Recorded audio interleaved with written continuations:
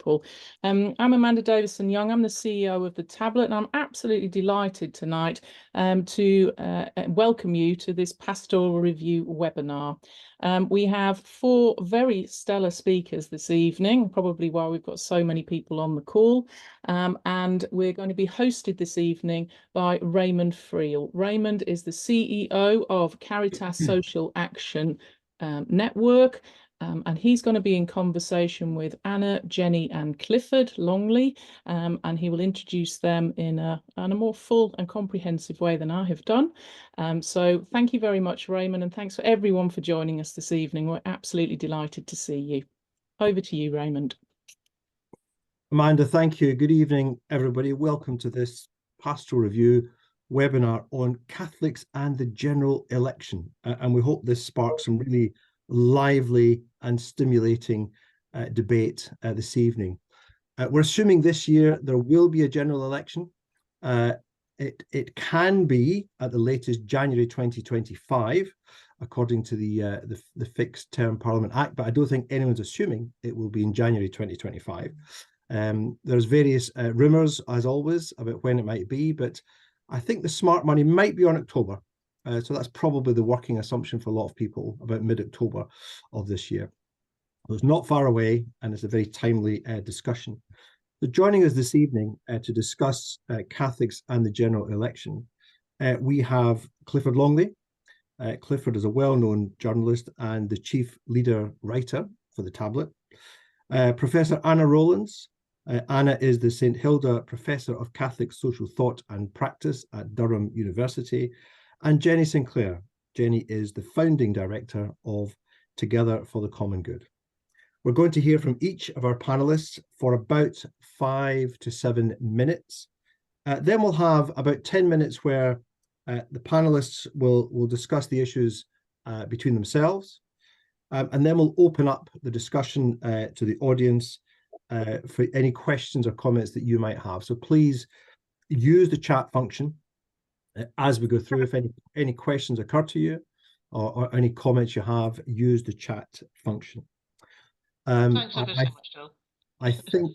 I think everyone is on mute. If you're not, could you please put yourself on mute? We had some very entertaining audio a few minutes ago, but I'm sure it'd be very interesting, but I'd rather be hearing the speakers for the next 20 minutes or so.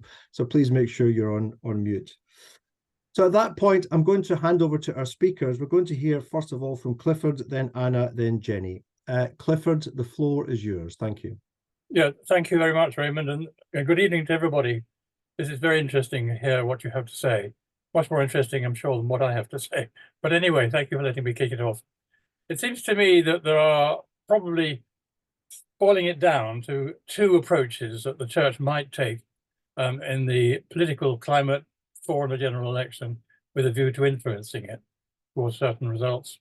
One would be to do a pretty comprehensive application of Catholic social thought and teaching, more or less end to end, in terms of the sort of priorities that the traditional deposit of Catholic teaching offers us. In other words, an A to Z approach, which was rather the sort of thing that was attempted in 1996, a project that I was involved in, which produced, if I might just show it, whether anybody recognizes that. Can you actually read it? Yes, that's right. The Common Good Statement of the Catholic Bishop Conference of England and Wales. It was actually signed by all bishops of England and Wales. Would you believe it? We managed to get them all on side. Now, that was a comprehensive approach, and it's still valid. And if it's not done now, it's going to be done sometime. I would think the Catholic bishops, the Catholic leadership of the Catholic Church owes us an update, because there are a lot of issues that have come up since that was written. The priority, for example, of global warming has moved up the priority list, I think, quite substantially. But there are a lot of other questions too, which were not so pertinent in 1996. So though this document, I think, can be regarded as still valid and still official teaching, indeed, nevertheless, there are gaps in it that would need to be filled, if not now, then at some point. The second approach, I think the other extreme, if you like, would be to pick on one issue and to use that and attempt to break through into the conversation which the national conversation, which, to be honest with you, is not waiting to see what the Catholic Church has to say. So it's had to command attention by what it says. That requires quite a sophisticated understanding of how attention is gained and how political lobbying works, not the kind of skill set that you would normally associate with bishops. So I hope that if they were to go down that road, they take advice from those how the game is played. And it is a game. It is one of the darker arts of media communication, require that you should know what you're doing and who to talk to. And just to issue a statement, leave it at that, put it out on PA, the Press Association, but by the way, that all newspapers read and rely upon. It's just to do that, more or less, well, we satisfy the people who think it's done, we've done the job, that's it. But in fact, wouldn't achieve anything. It'd be very unlikely to cause a stir. So I think much more, if this approach was the one to be adopted, which I think does have quite a lot to commend it, I think it would require a certain amount of sophistication in the way it was done.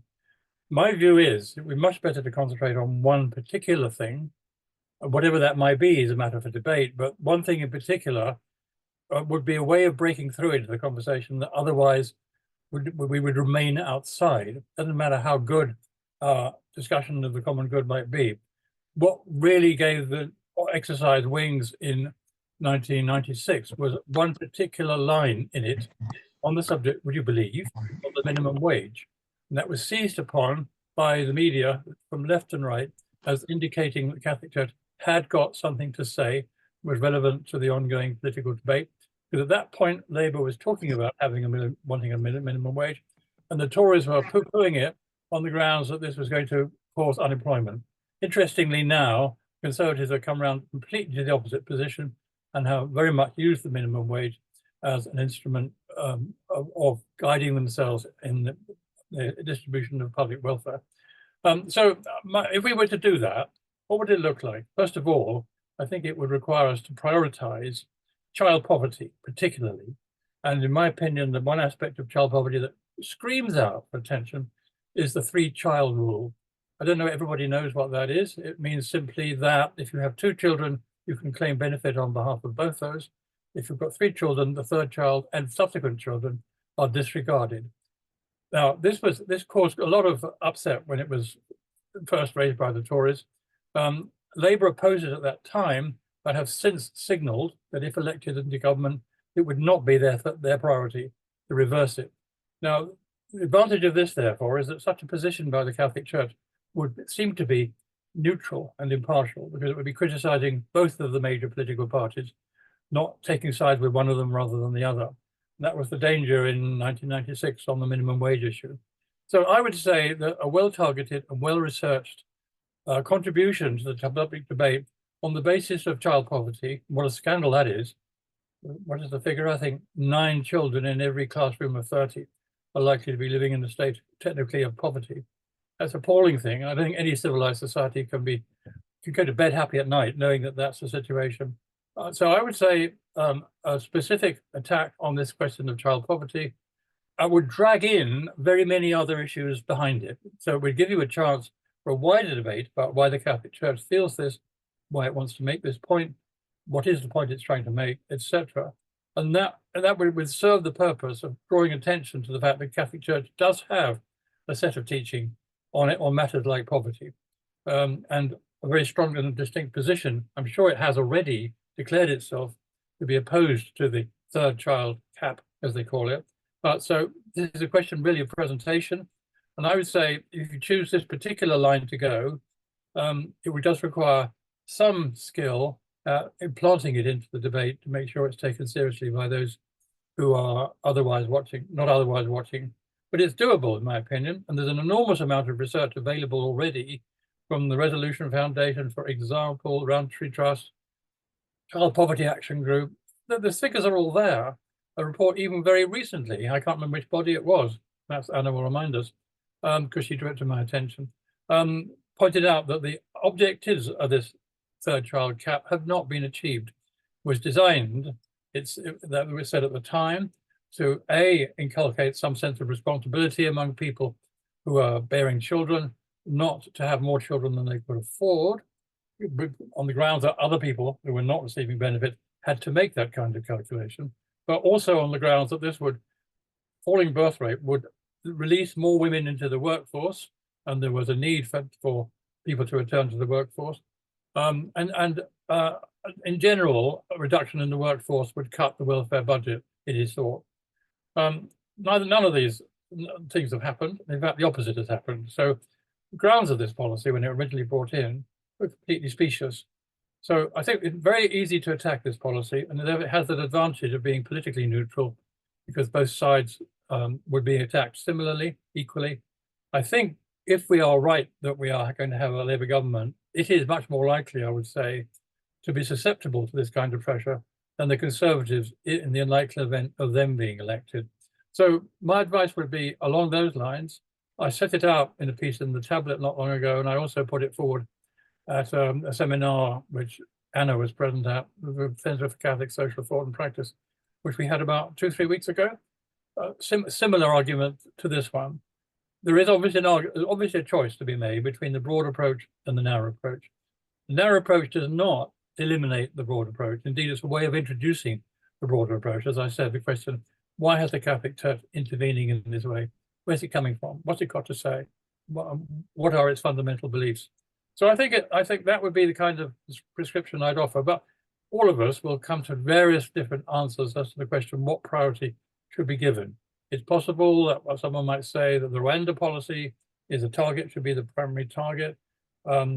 Welfare benefit system in general, or housing, shall we say, education, they could all be the primary priority that the Catholic Church gives in the forthcoming election. But as I said, my favorite would be child poverty, because I think it's a scandal that we've got this situation, and the scandal is confounded by the third child cap, but also, of course, by other things that go with it. And if you are interested in pursuing that, have a look at the Child Poverty Action Group website, where they list a whole list, I think about 10 different things that could be done to reduce, if not eliminate, the number of children living in a state of poverty. It's not acceptable, in my opinion, and we ought to say so loudly and as eloquently as we can manage. I'll leave it at that for the moment. Thanks, Raymond. Clifford, thank you. Very thought-provoking as always, and very tempting to come straight back at you with some questions and comments. But we'll try. I'll try and be disciplined and go back to our speakers. I may have got my order a bit mixed up. I do apologise. I meant Jenny is coming next. So after Clifford's great opening there, we're going to go to Jenny. The floor is yours, Jenny. Thanks, Raymond. Hi, everybody. So rather than focusing in on policy and proposing how the bishops should respond, I'm going to look at a bigger picture and how all of us as Catholics should prepare for an election at a time like this. So the issues at stake, I think, first of all, we've got to recognise, as Pope Francis has said, that we're living through not just an era of change, but a change of era. And that isn't just rhetoric. He means it, and he's right. So we live in a malign culture. His last World Day of the Poor letter said this. He said the culture is particularly damaging to the poor and the young. So a general election at this time can't be expected to deal with the scale of the problems we face. Everything is in question. We're actually facing an unraveling.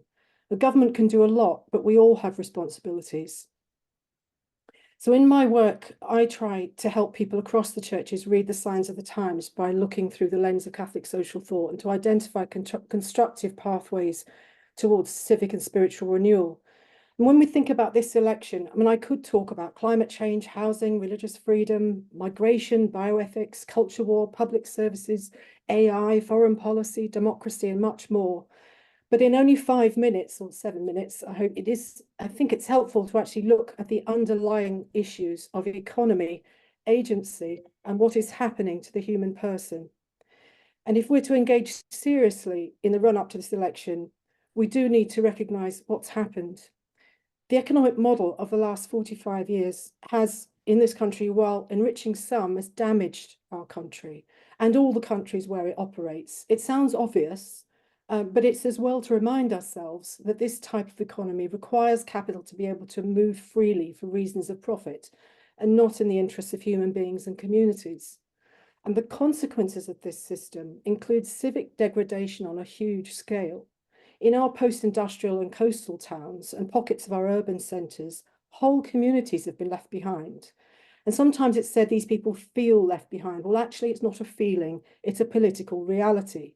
The deindustrialization that's taken place through globalization has in effect been a politics of abandonment. It's been a breach of the common good. And so we've ended up with over 5 million people on out of work benefits and all the human consequences that go with that.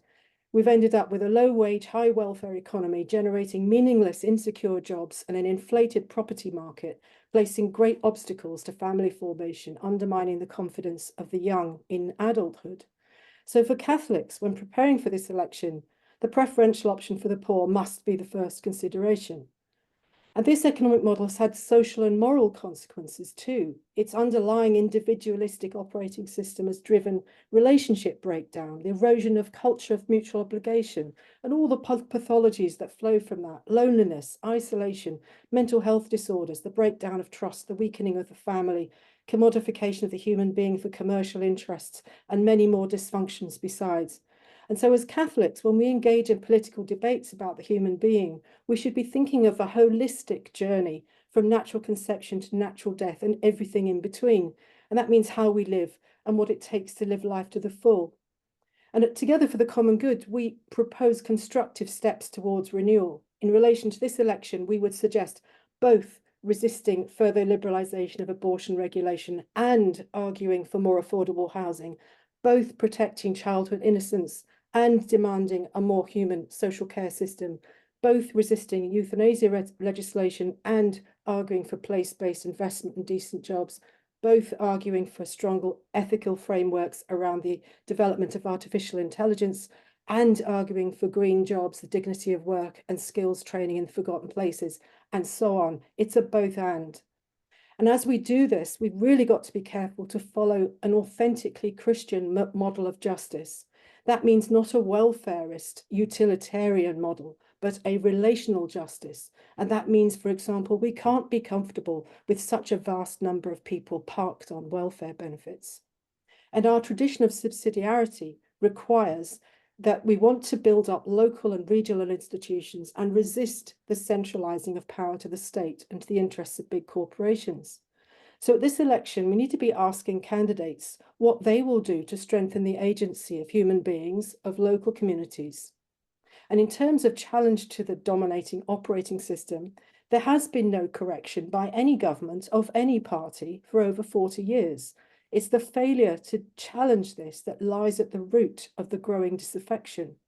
There is growing popular resistance around the world to the collusion between big corporations and governments, which is insulating corporations from democratic accountability. So just think of the Canadian truckers, the Dutch farmers, and so on, who want to retain agency. So the attempts of capital and state to achieve control out with the democratic process undermines public trust. This is a real issue at this election. And this is how extremism breeds, both on the right and on the left. So it's vital to uphold freedom of expression here too, and not to capitulate to the efforts of big corporations to frame political dissent as dangerous. As Sister Helen Orford said in a recent lecture she gave for us, social peace and the common good require deliberation, which requires freedom of expression. So as we all know, Labour is trying to convince the public of their competence to keep the show on the road. And so part of our contribution is to ask, whose side are they on? Our questions need to be around whether they have the courage and the vision to stand up to big corporations and to make interventions, to direct investment to the forgotten places, for example. But there's no sign they're going to do this. It says, although Labour promises transformational change, their actual proposals are modest.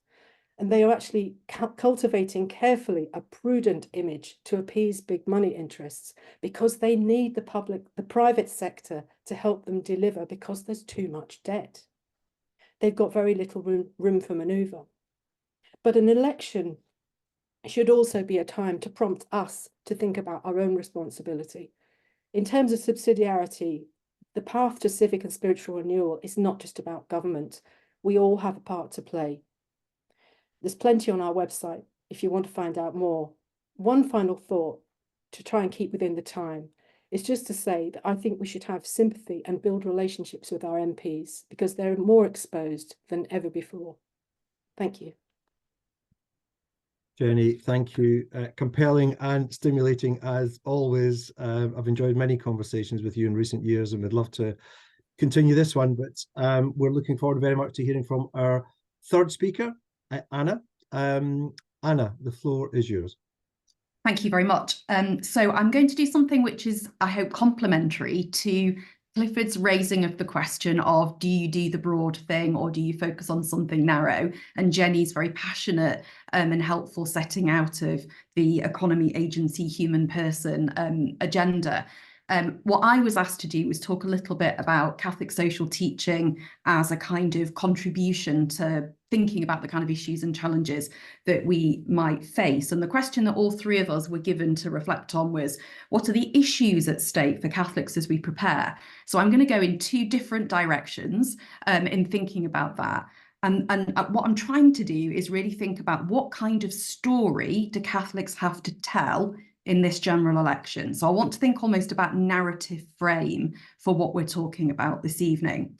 So the first thing that I'm going to say that Catholic social teaching offers to us, which I think is absolutely critical, and we cannot underestimate the importance and power of this in this moment, is it tells us that politics, despite how degraded it may look in front of us, despite how limited and compromised it might feel in exactly some of the ways that Jenny was just pointing out, in fact, politics is the highest possible vocation in terms of the common good. And ultimately, one of the unique contributions of Catholic social thought to the public domain is to focus on politics, not as a consequence of sin, i.e. in secular terms, something dirty and nasty for people who want to sort of roll their sleeves up and get involved in something which actually is rather degrading to the soul and spirit, but rather it's an essential way in which we negotiate the good. And the reality is that all of us have to be interested in politics because politics is interested in us.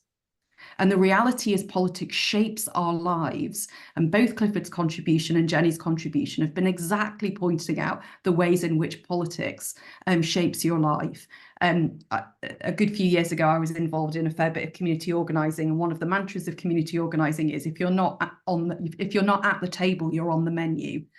So you have to be at that table of negotiation. And that's not just a pragmatic or utilitarian perspective. It's actually for Catholics about the fundamental good that politics is about and that we're wired for. So that's really important as a contribution that we can make to the tone of the debate and the narrative that we tell about political possibility. The second thing is then a little bit related to that. It's about the unique value of politics. So how do we negotiate our common life together? What does it mean to negotiate both human goods? And of course, this is part of what gets bracketed out of much liberal politics is politics isn't about negotiating goods and values. It is all the time. Listen to politicians who talk about British values. We do introduce values speak, but we're very bad at really channeling and thinking in real terms about what those values stand for. We have a substantive values account that we can bring to political debate. And it's crucial that we do because of this unique value that politics has. But we're not only negotiating values and a broader account of the human good through politics. We are, and never be persuaded that we're not, even when people say that they're not, they are. They're simply disguising their version of that values debate. But secondly, we're negotiating real material goods and their distribution.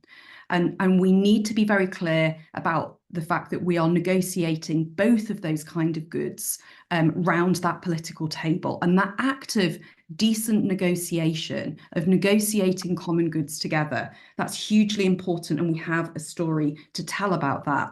Equally, we live in a moment, and in different ways, both of the previous speakers have alluded to this, that's highly politicised. Now, on the one hand, it's really good that people are asking political questions again, but there is a danger when politics becomes everything, and when everything becomes so politicised that there feels like there's no space outside of it. And we live in a moment where my own feeling is there is this crisis around our sense of what power is for, what authority is for, and how we negotiate it well between us. We don't know how to do that very well at the moment, and that's an intergenerational and transgenerational issue. So politics shouldn't be the first thing. and it shouldn't be the last thing, but it's a vitally important thing as a contribution to the good. So there's something about the Catholic narrative of that I think it's really important to think about. So we have a Catholic contribution to make, I think, to taking seriously those questions of dialogue. The fourth thing that I want to say briefly on the values and sort of vision part of it is really about the change in my lifetime in terms of the positionality of the Catholic Church with regards to politics and general elections. I was born in 1975, and when I was at school, there was still quite a strong anti-Catholicism in this country. I was educated in a Catholic state school sector, and I had very little contact with anybody who wasn't a Catholic until I was 18, which is kind of rather extraordinary, really. The reality now is that I think we live with less of the kind of general anti-Catholicism that I grew up with, but instead there's a more general skepticism about the role of religion in public life. And so we're really negotiating a sort of different kind of religious space than we were in those years. And so now we have to earn our place in public life and in a discussion about a general election in a slightly different way than we've done previously. And one of the ways in which I think people of faith, including Catholics, can negotiate their place in public life, not begging for a place, but negotiate their place in public life, is to be clear that we don't just speak about vision and values. We do, and that's what I've just been talking about for the last few minutes. But in fact, what we do is we have expertise. And there is a unique lived experience, to use a phrase that not everybody likes, which stems from the reality, not just of who we are as a praying, believing, worshipping, caring community, but the reality of the kind of knowledge, the social knowledge that we have in the Catholic community. Because the reality is that we have an expertise at the front line of the welfare system. We know the reality of young people, old people, families negotiating the complexities of radical inequality, of unprecedented in my lifetime levels of poverty. Those are issues that the church knows about because it's at the front line of various forms of welfare provision. Equally, we support those in migration situations in some of the most complicated and difficult and intractable migration realities. We have a direct expertise in those cases that allows us to speak of the need for a more just, more humane, more dignified, and more integrated migration system.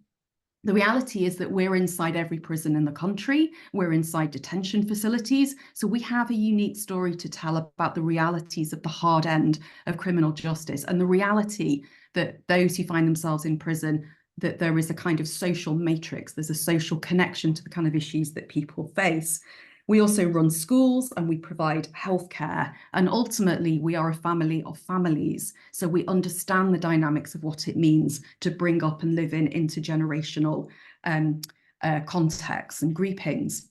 For this reason, vision, values, and the expertise that we bring to the conversation, we should be far more confident than we are at speaking in public from our Catholic experience, and we should be readier to explore with others and to test and enter into dialogue with their experiences, worldviews, and perspectives as well.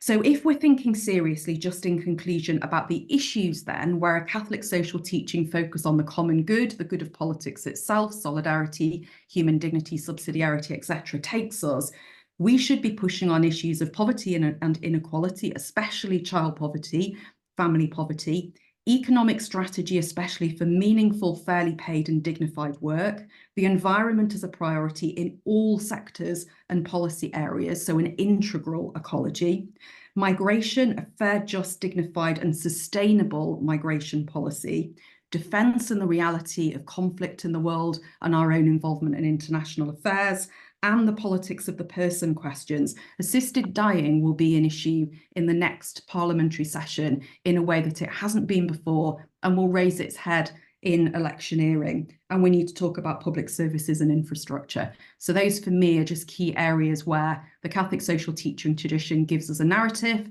and it also gives us a perspective on particular issues. And we need to grow that confidence in understanding our own lived experience as a Catholic community too. Anna, thank you so much. Thank you to all our panelists for three wonderful presentations. I just want to stay with the panelists for a few minutes, and then we'll open up questions to the floor. We've got a question there from David, which I've noted, and we'll come on to very soon. So any other questions for our speakers, please put them in the chat, and we'll try and get to them as soon as possible.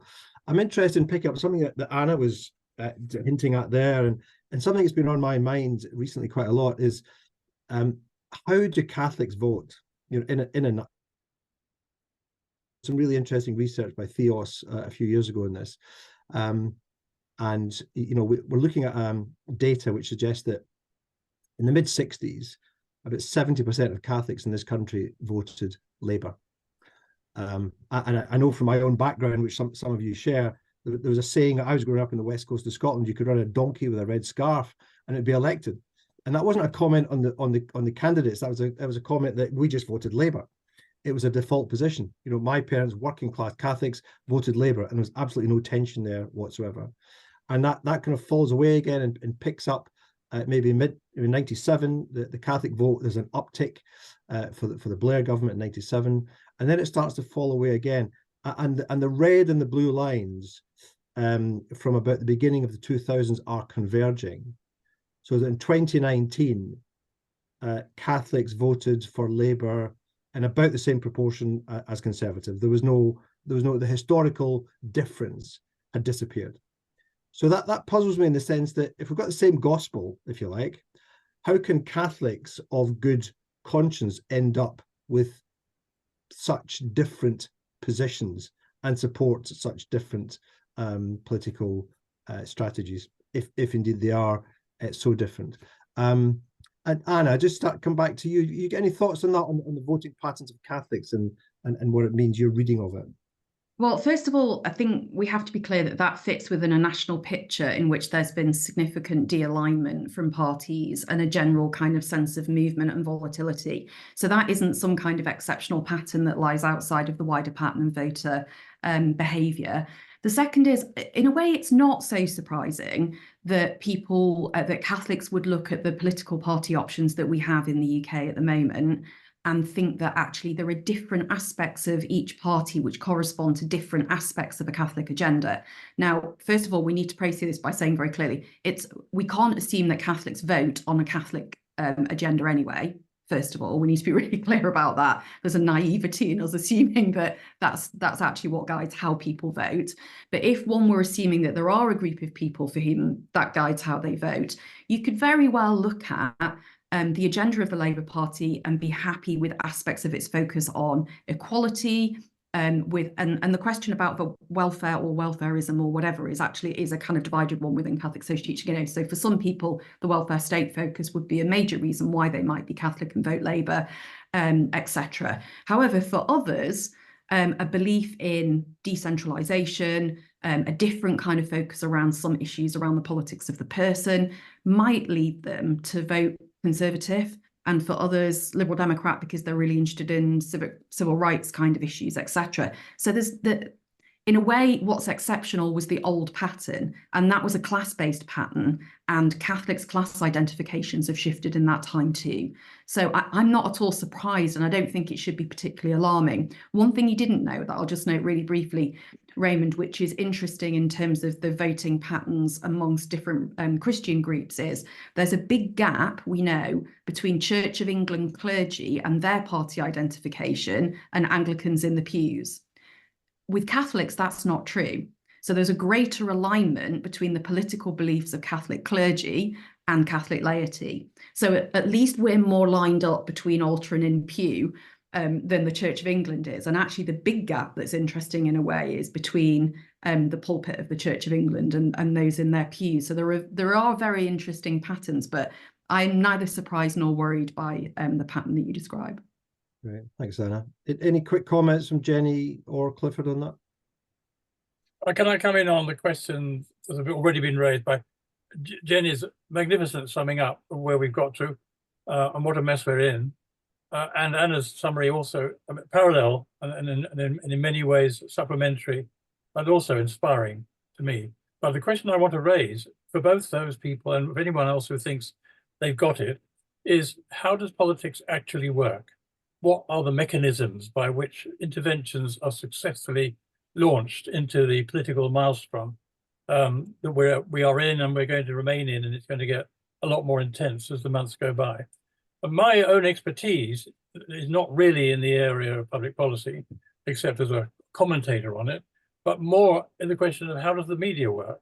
And the fact is that if Jenny's statement was to be issued, shall we say, as a program of an incoming government, or Anna's critical analysis of where we've been, what we need to do to get it straight, were to be issued to the public, in both cases would be people like me, in my profession anyway, who'd be looking through that to pick on one sentence, one idea, one line that would then become the intro, to use our expression, of the piece we're about to write. And provided it was clear and stood out, that could become the intervention from that particular contribution, rather than all the rest of it, which is so inspiring and wonderful, but which does not have any political impact or very little political impact. So I think the question is, how does politics work? Is the missing picture from what Jenny said and what Anna said. The politics is a messy game. Some of I think we described as the dark arts of spin and all those sorts of things, which I as a journalist would have been very familiar with, but which were very remote from the kind of world that bishops live in, and probably view with considerable distaste, as a matter of fact, because it is not a very pure, not a very particularly nice area in which to work. It involves a certain amount of, well, the dark arts sums it up quite well. And so I think that we need to have a little bit of reality between the broad vision, which is very exciting and inspiring, and how you actually influence governments, and particularly at a moment when there's a general election on the agenda. So my own contribution was on the subject of child poverty. I detect that Labour can be pushed on this issue. I'm not sure they can be. They need to be pushed or can be pushed on any of the other issues on the agenda as we talked about, but they can be pushed into reinstating the third child benefit payment.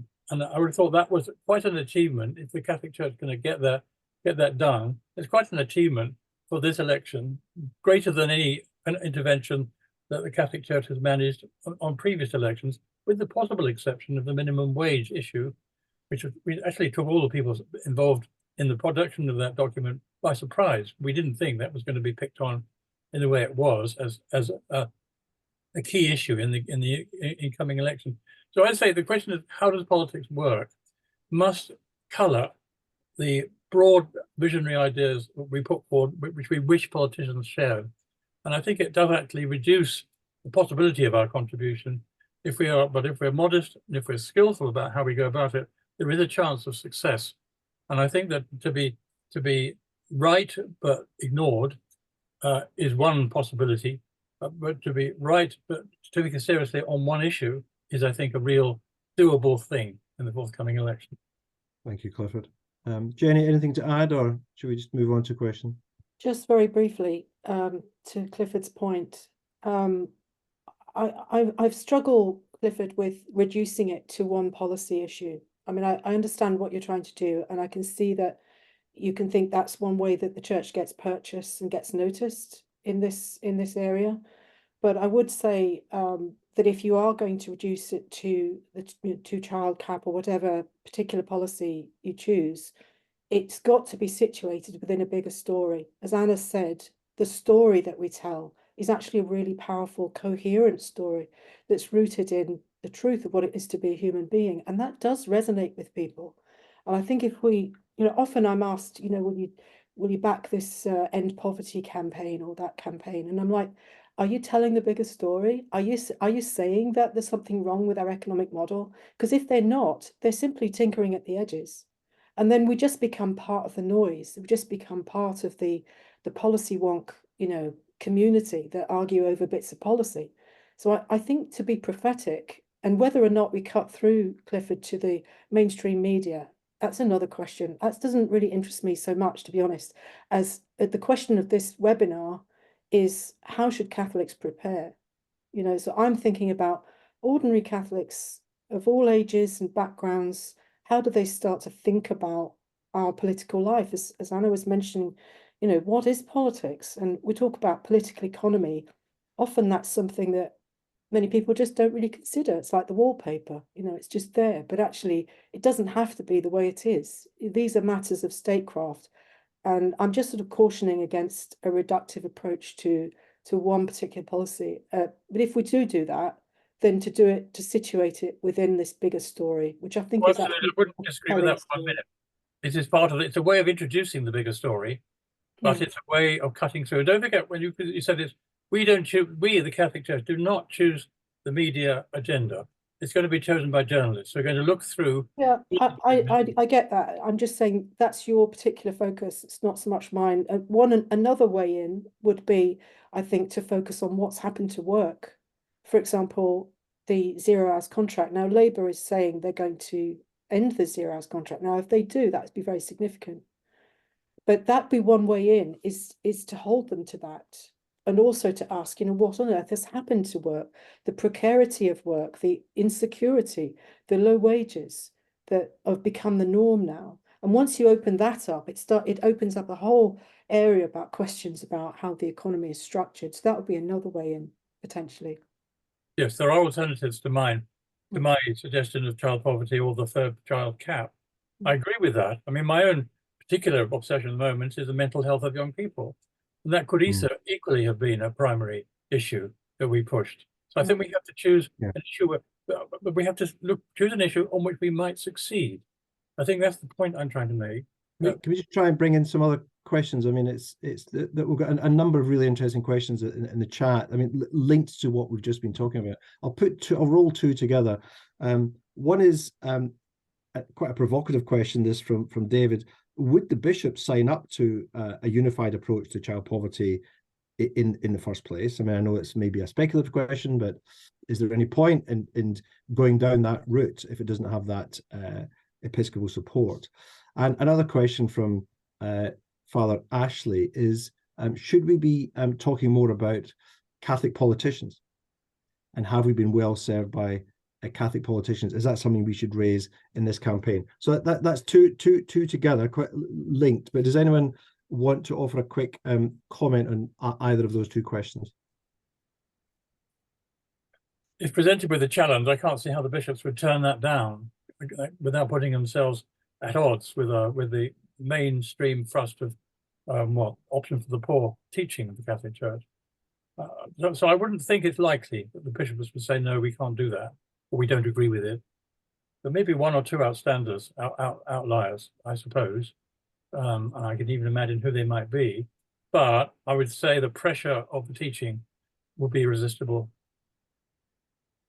Anna or Jenny, do you want to offer any comments on those two questions? Yeah, I mean, I'll just say something on the second question about Catholic politicians, because I, as Ashley does as well, have some experience of working with Catholic politicians and Christian politicians more generally, and Jenny does as well, of course, in Parliament. And actually, we can put pressure on Catholic politicians to ask how adequately they're serving us, to say that they bear a particular responsibility for championing particular causes.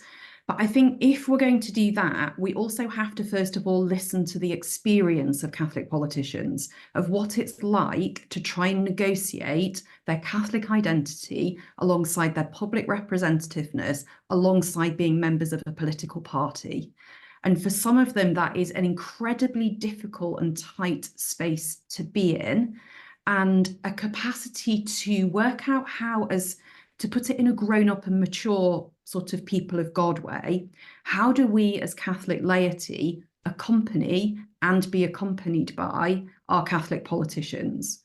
And I think the danger is, and this would be partly my response a bit to Clifford a minute ago, is that we end up constantly slipping back into a basically transactional vision of politics.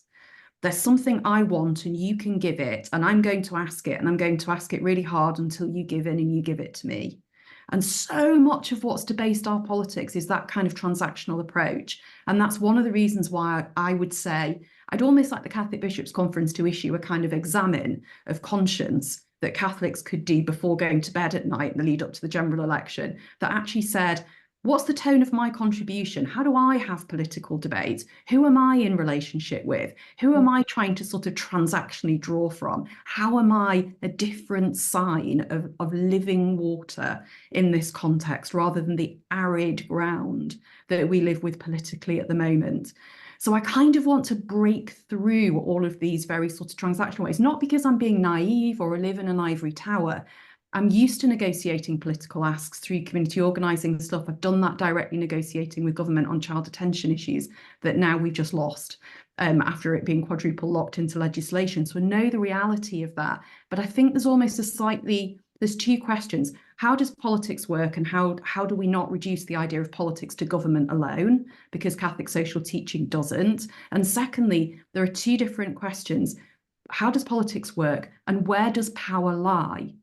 And your question about the media, Clifford, is interesting, because in a way the media have a certain kind of power that's quite different from the question of how politics works.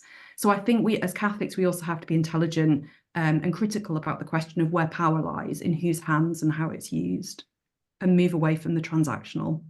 Thank you, Anna. I love the idea of that examen. I might come back to you on that one. Jenny, any thoughts? Yeah, just to add to what Anna said about the relational approach. I mean, we are a relational people. We should be anyway. You know, that's what Fratelli Tutti is all about.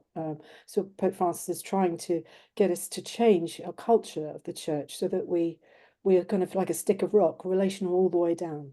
And so that means that every way we engage, whether it's relating to our local MP at our hustings, or whether it's, you know, some of us working with politicians in Parliament, is to actually build a relationship and really walk with that person in a synodal way, you know, to experience with them what it's like. I mean, it's actually going to become more difficult becoming a Christian in politics as we go forward in general, you know, not just for Catholics. And it's so far, it's actually been more difficult for Christians in the Labour Party than the Conservative Party, for example. It's really difficult for them. So as Anna said, very, very limited room for manoeuvre. So I think there's an awful lot here to be said for support, relationship, and conscience, you know, helping people to find the space to exercise conscience. There may be some very Jenny, difficult surely you choices can't to make. deny that child poverty is a relational issue, fundamentally a relational issue, and fundamentally an issue of justice. I'm not trying to blur those things. The fact that's where we are coming from on those grounds. The only reason we care really is because of the relational and the justice aspect of them. But yeah, of course it is. Yeah. But so they don't exclude your emphasis on the relational. In fact, they draw attention to the issue of the relational. No, I thought we were just discussing. Sorry. We were just discussing just now about relating to MPs, and Anna was talking about, you know, what is politics, and I was going to say that I think there's been a sort of loss of memory among people, particularly the young who've never actually experienced it, what agency is actually like in the local. You know, the average turnout for a local election now is 20–25%. There's been a great loss of meaning in terms of what real politics means on the ground. It's all kind of floated up to the national.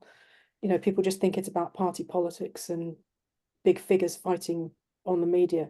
It's actually about people working together in the local to make things happen.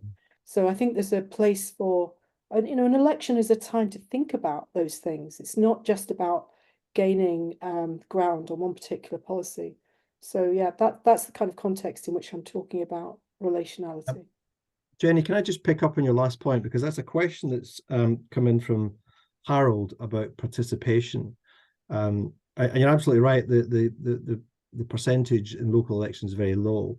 The last general election, I think it was about a third of people actually voted. And there are various estimates of the number of people who are currently unregistered to vote. So some people say local elections, not general elections. As high as 8 million people are not registered to vote in the general election. And of course, there's no requirement for photo ID. And some people are going as far as to talk about voter suppression. And it looks as if it's very much tilted towards a certain demographic. And I just, one of the phrases which always struck me from our teaching from Gaudium et Spes, paragraph 75, is that all citizens should therefore be mindful of their right and duty to use their free vote to further the common good. So that begs also for other questions, but just in terms of participation, duty to vote, you know, just any thoughts on what we could be doing to make sure that certainly more of the Catholic community is registered to vote and votes, and perhaps have something to say about how the voting process itself has been legislated for. Let's go back to Jenny to pick up on that. I'm really glad this question was raised. I was going to talk about the disenfranchised, and it's a really very significant number. And people are so hacked off. They are so fed up with being ignored. What I was talking about earlier of 40 years of governments with no real change. This is what really annoys people, and it's alienating them from the democratic process. So if there's anything we can do at the local level, it's to encourage our neighbours and people that we know maybe through the church or through our workplace, through associations that we're involved with, to encourage people to register. And if they're like, cynical and jaded about it, then to have a conversation, initiate a conversation about it. Well, why does it bother you? And what is it? And this is a time to actually get stuck in, And also we might be thinking in terms of not necessarily voting party politically, but looking at the integrity of local candidates. Who is the person that's going to represent us, and are we in relationship with that person? Does our local church have a relationship with that person? Our local associations, our places of business. It comes down to a kind of forms of accountability through relationship. But I think we mustn't forget the scale of disaffection and the disenfranchised, as you say, Raymond. It's very significant this year. I mean, before I come on to Anna, it's a really powerful point, Jenny, and I'm thinking this through as well about, are we giving the Catholic population the issues, which is a bit of a top-down, NGO approach, or are we inviting the Catholic community and grassroots to discern the issues for them and vote for the candidate who's most likely to deal with those issues? I've talked to a head teacher in London the other week, and for his community, the issue is the number of young people carrying knives. Mm. It's incredible, the number of injuries of young people with knives, which never reaches the media because it's not a fatality, is terrible. And that is the emergency in that particular community that needs addressing, and that will vary from community to community rather than these are the issues which you need to be thinking about. So Jenny, you always bring us back to that relationality and localism, which is really. But I think also that the issue of power and powerlessness, as Anna said, where does power lie? But also about powerlessness. A lot of people feel they have no agency, they have no purchase on major changes that are happening in the country. And that leads people, unfortunately, to extremism. That's how it happens. Yeah, that's what we're seeing. Anna, any thoughts on any of the recent comments or questions? Yeah, and this, just to be clear, I agree with much of what Jenny's just said. So this isn't a matter of disagreement. It's not even a but. And I would phrase it also in a different way, or a partially different way, which is I think people do feel powerless, and they do feel this sense of disconnect, and many do also feel disenfranchised. But I think that I would phrase it as a disconnect between the basic human goods that people care about in their day-to-day lives and their sense of policy and decision making, and that there is almost this evasiveness because it's a bit like a con trick of actually we don't have any ideas, we don't have any viable policies to give you dignified and meaningful work. We don't have any policies right now to sort out your housing issues. We don't know how to get a younger generation on the housing ladder with some sense that they can have children in their 20s. There is such a vacuum of ideas to connect with basic human goods that people care about. So my son, he's 23, he isn't disenfranchised and he doesn't feel powerless, but he feels no direct connection between the basic goods that he cares about and what happens in Westminster or what's offered in a manifesto. And that's the disgrace and the dishonesty of the politics that we live with, where there has to be a level of kind of almost outrage at that disconnect and a demand that there's a politics that connects with people's ordinary human goods. People want to be able to live near their families, not have to move out of the areas that they grew up in unless they really want to, and that's fine too. They want decent work, they want a reasonable amount of leisure time, and they want basically the basic land, labour, lodging kind of logic that Pope Francis talks about, but a sort of, British Northern European version of that. We have to be able to address those realities and speak to them directly if we want people to participate. Mm-hmm. Thank you, Anna. Now, gosh, I'm just looking at the time, and the last hour has just flown by. I would like to, just before I hand back to Amanda, and apologies if we didn't get to all your questions, just to give our panelists, if you could be really disciplined and give us 30 seconds final comment or insight. And by the way, thank you. It's been a hugely insightful event, and your contributions have been enormously helpful. So 30 seconds from each, if that's possible, and then we'll hand back to Amanda. Clifford, can you give us 30 seconds, please? I'll try. I think the Catholic Church has disengaged from politics in much the same way that the public at large has disengaged from politics. But I think it has a clear duty to re-engage, as a duty to keep its teachings up to date on an annual basis, not just every 20 years, and to be very forceful in the way in which it promotes its values. There is no real structure in the Catholic Church, official Catholic Church, to deal with these things. They come up on an ad hoc basis. Most of the bishops even have very little knowledge or understanding of what politics is like. So I would say it's time for the Catholic Church woke up. Thank you, Clifford. Anna, final comment? Power is not scarce. It's not in limited supply. We need to grow it and use it well. Politics is not reduced to government, and it's no mere transaction. Very succinct. Perfect. Thank you. Jenny. Oh, so I think as Catholics, it's important that we tell our story, that we have a coherent, beautiful story of what it means to be a human being.